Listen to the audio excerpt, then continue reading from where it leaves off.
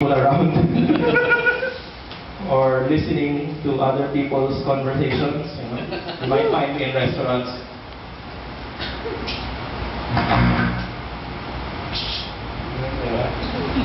And I'm sure being a new group Padal, you will have your detractors, like I did in the beginning.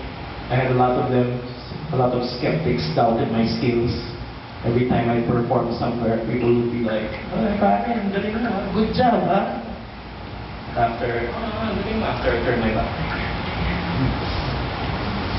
Evil bar owners, Mike, that's a so galing, can I hug you?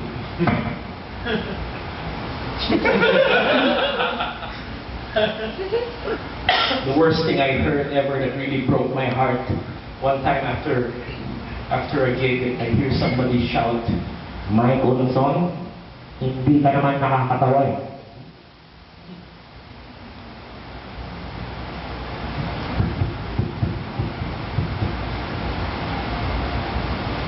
Guwapo ka lang.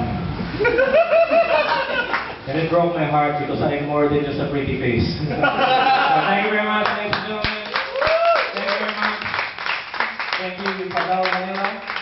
Hopefully you will have more shows. I'm sure you will. You will, because you have a very good president. My favorite phone flusher. Does she flush her phone if you didn't know?